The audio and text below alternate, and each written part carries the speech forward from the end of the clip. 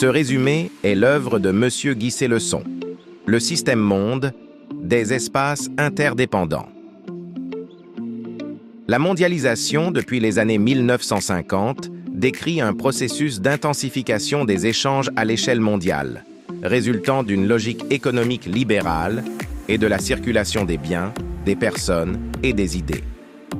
Ce phénomène, qualifié de village planétaire par Marshall McLuhan, met en relation divers espaces interdépendants avec des centres, des périphéries intégrées et des marges.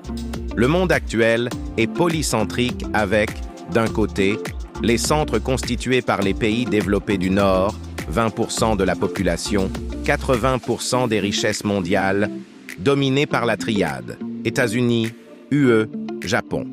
De l'autre côté, les périphéries, comprenant les BRICS, Brésil, Russie, Inde, Chine, Afrique du Sud, et des pays partiellement intégrés, comme certaines nations en développement.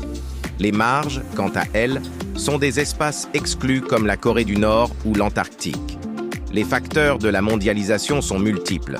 La révolution des transports avec des infrastructures performantes, réseaux autoroutiers, TGV, conteneurisation, la révolution des communications avec l'Internet et l'informatique qui ont amplifié les échanges d'idées et la réduction des obstacles tarifaires grâce aux accords du GATT et à l'OMC.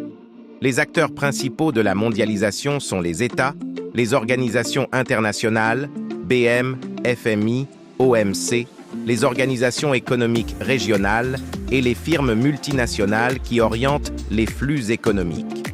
La mondialisation se manifeste par une augmentation des flux de population, migration sud-nord, tourisme, des flux commerciaux, notamment entre les pôles de la triade, des flux financiers, aide au développement, crédit bancaire, IDE, et des flux d'informations, grâce à l'essor d'Internet et de la téléphonie mobile.